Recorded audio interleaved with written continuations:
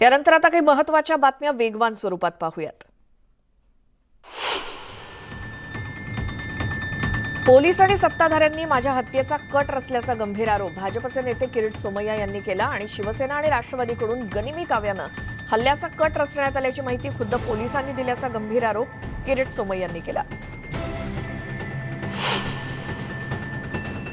जिल्ह्याचे एसपी कोणाच्या तरी दबावाखाली काम करत असल्याचा आरोप सुद्धा सोमय्या यांनी केला आणि पोलीस अधीक्षकांची चौकशी करण्याची मागणी सोमय्या यांनी केली।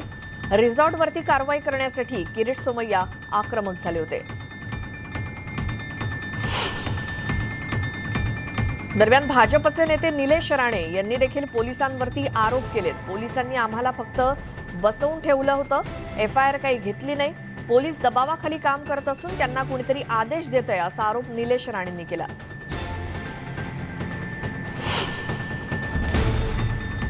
साई रिसॉर्ट प्रकरण केवळ अनधिकृत रिसॉर्ट नसून ते मनी लॉन्ड्रिंग प्रकरणाशी संबंधित आहे, तर स्थानिक रिसॉर्ट चालकांनी घाबरण्याचं कारण नाही असं वक्तव्य भाजपचे नेते निलेश राणे यांनी केलं।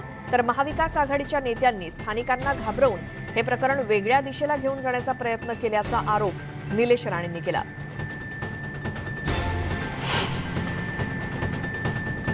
दापोलीतलं रिसॉर्ट आपलं नसल्याचा दावा परिवहन मंत्री अनिल परब यांनी केला आणि किरीट सोमय्या हे पालिकेचे नोकर आहेत का असा सवाल देखील त्यांनी केला।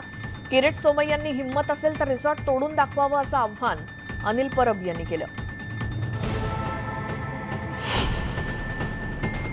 दरम्यान किरीट सोमय्या हे आपली प्रतिमा मलिन करण्याचा प्रयत्न करतायत, त्याविरोधात हायकोर्टात दाद मागणार असल्याचं अनिल परब म्हणाले।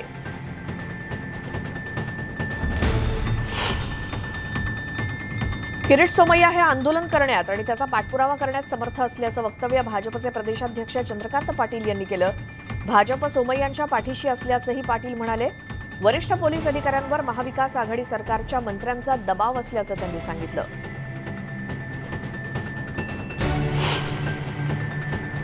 जे भाजप विरोधात बोलतात त्यांना दाबण्याचा प्रयत्न केला जातो अशी टीका ग्रामविकास मंत्री हसन मुश्रीफ यांनी सोमय्यांवर केली। सोमय्यांनी अनेक वेळा माझं नाव घेतलंय, ते कोल्हापुरात आले तर त्यांचं स्वागतच करू असं मुश्रीफ म्हणाले। भ्रष्टाचारांच्या विरोधात आवाज उचलत राहणार असल्याचं राज्याचे विरोधी पक्षनेते देवेंद्र फडणवीसांनी म्हटलं।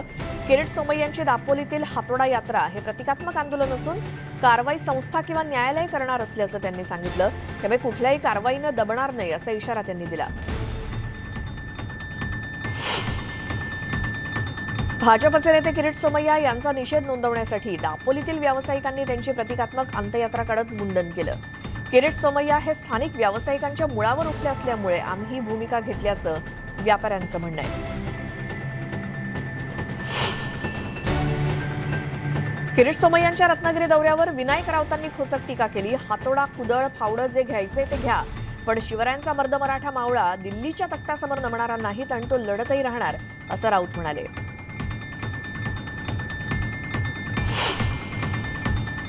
राजू शेट्टी महाविकास आघाडीतून बाहेर पडण्याची शक्यता आहे। 5 एप्रिल रोजीच्या राज्य कार्यकारिणीच्या बैठकीत अंतिम निर्णय घेण्याचं सुतोवाच राजू शेट्टींनी औरंगाबादमध्ये केलं। विधान परिषदेच्या 12 आमदारांच्या यादीत आमदार व्हायचं की नाही हेही 5 तारखेला ठरवणार असल्याचं राजू शेट्टी म्हणाले।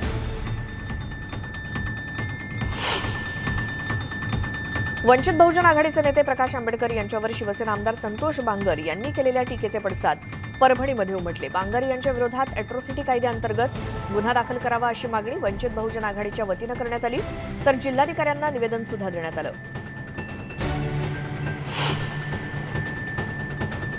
आमदार फुटू नये म्हणून मोफत घरांची घोषणा केल्याचा घणाघाती आरोप आमदार बबनराव लोणीकरांनी केला, तर आमदारांना घरं देण्याऐवजी शेतकऱ्यांना मोफत वीज द्या अशी मागणी लोणीकरांनी मुख्यमंत्र्यांकडे केली।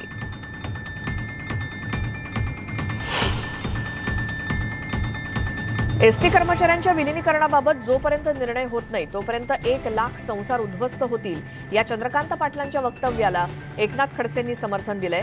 एसटी बंदमुळे बोदवडच्या विद्यार्थिनीला जीव गमवावा लागला आणि या घटनेमुळे चंद्रकांत पाटलांनी ही भीती व्यक्त केली असल्याचं खडसे म्हणाले। सत्ता आपण आणू, सत्तेत भागीदारी नाही तर यापुढे सत्तेचा मालक ओबीसीला बनवू। ओबीसी जर ताकदीनं उभा राहिला तर भविष्यात ओबीसीचाच मुख्यमंत्री बनेल असं वक्तव्य मदत आणि पुनर्वसन मंत्री विजय वडेट्टीवार यांनी केलं। ते सांगलीत बोलत होते।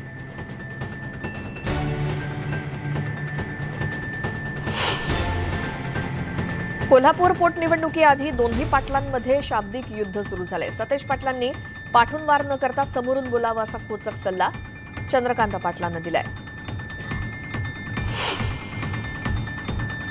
सध्या महाविकास आघाडीचं सरकार असलं तरी मंत्रालयातला खरा मुख्यमंत्री हे देवेंद्र फडणवीस असल्याचं अजब विधान जयकुमार गोरेंनी केलं. जयकुमार गोरे यांची साताऱ्याच्या जिल्हाध्यक्षपदी निवड झाली आणि त्यांचा सत्कार सोहळा आयोजित करण्यात आला होता.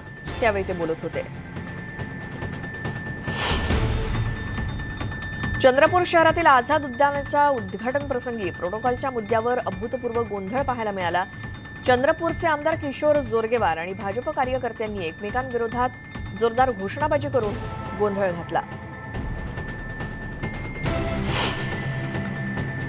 राजकारणामध्ये आता आगे बढो म्हणून चालणार नाही, तर बुद्धी आणि बळाचा चाणाक्षपणे वापर करावा लागणार आहे आणि प्रत्येक कार्यकर्त्याला ते अंमलात आणावं लागणार आहे, असा सल्ला काँग्रेसचे आमदार शिरीष चौधरी यांनी कार्यकर्त्यांना दिला.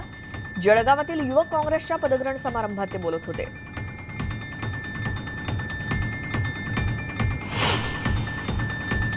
पुण्यातील शिरूर ते वाघोली हा मार्ग ऐतिहासिक होता. त्यासाठी 15,000 कोटींचा खर्च होईल अशी माहिती केंद्रीय मंत्री नितीन गडकरींनी दिली. स्टील आणि सिमेंटचा वापर कमी करण्यावरती भर देण्यात असल्याचंही गडकरी मावळमध्ये बोलताना म्हणाले.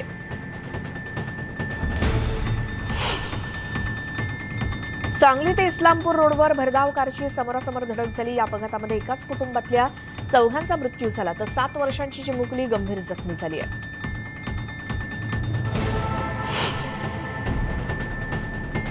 जळगाव भुसावळ रोडवरील दूरदर्शन टॉवर जवळ वाहनानं दुचाकीला धडक दिली आणि यात जळगावातील 2 युवकांचा जागीच मृत्यू झाला. या अपघातामुळे रुग्णालय परिसरात नातेवाईकांचा आक्रोश होता.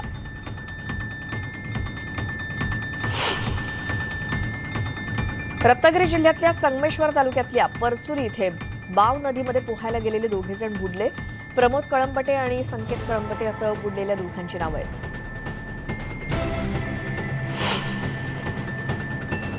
मुंबईतल्या कांदिवली पश्चिमेकडील इस्लाम कंपाऊंड भागात घर कोसळलं. या दुर्घटनेत एकाचा मृत्यू झाला तर 3 जण जखमी झालेत. या भागात जेसीबीद्वारे नाला बनवण्यासाठी खोदकाम सुरू होतं. या दरम्यान ही दुर्घटना घडल्याचा आरोप नगरसेवक कमलेश यादव यांनी केला.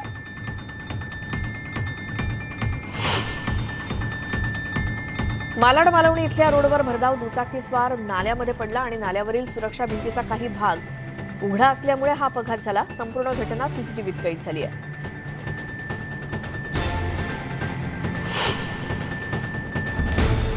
बीड जिल्ह्यात विविध ठिकाणी 3 अपघात झालेत. या 3 अपघातांपैकी एका अपघातात शिवसेनेच्या बीडमधील उपतालुका प्रमुखाला जीव गमवावा लागलाय.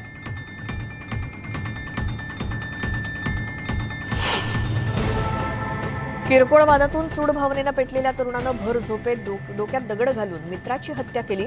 बीड तालुक्यातील ढेकडमोहा इथे ही घटना समोर आली आहे. मृतक आणि आरोपी दोन्ही पश्चिम बंगालचे आहेत.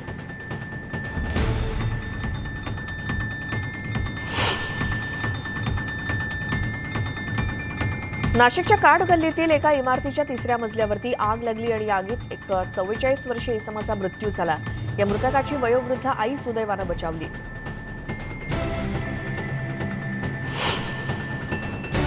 जालन्यातील पोलीस प्रशिक्षण केंद्राच्या जंगलात भीषण आग लागून 50 एकर जमिनीवरील झाडं जळून खाक झाली आहेत. अटल घनवन या प्रकल्पांतर्गत जोपासलेल्या वृक्षांना आगीचा विळखा पडल्यानं परिसराची मोठी नैसर्गिक हानी झाली आहे. माजी मंत्री आमदार बबनराव लोणीकरांनी या हानीनंतर इथे भेट दिली.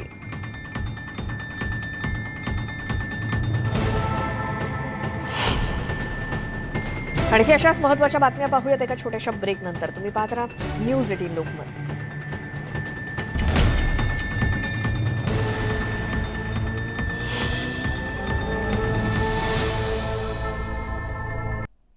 ब्रेकनंतर बुलेटिनमध्ये तुमचं स्वागत आणि पाहूयात आणखी अशाच काही बातम्या वेगवान स्वरूपात. राष्ट्रवादीच्या खासदार सुप्रिया सुळे यांनी निश्चलनीकरण आणि काळ्या पैशाच्या मुद्द्यावरती मोदी सरकारवरती हल्लाबोल केला.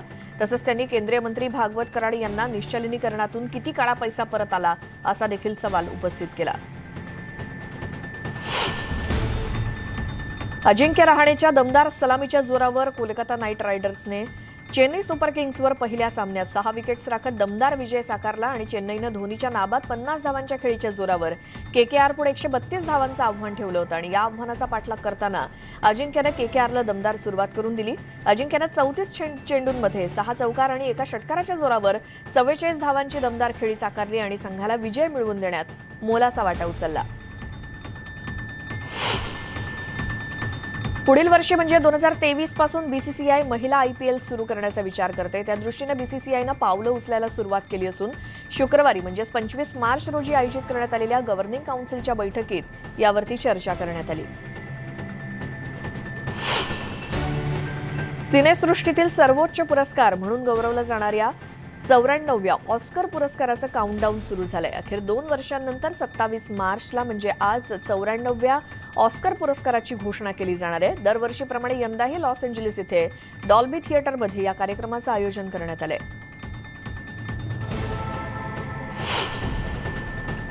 साऊथ दिग्दर्शक एस राजमौली यांचा RRR चित्रपट 25 मार्च रोजी जगभरात प्रदर्शित झाला. प्रदर्शनाच्या पहिल्याच दिवशी या चित्रपटानं हिंदी व्हर्जननं 18 कोटींची कमाई केली. RRRनं अमेरिकन सुपरहिरो चित्रपट द बॅटमॅनला सुद्धा धोबी पछाड दिलाय. सोबतच हा चित्रपट परदेशी बॉक्स ऑफिसवर सुद्धा नंबर 1 झालाय.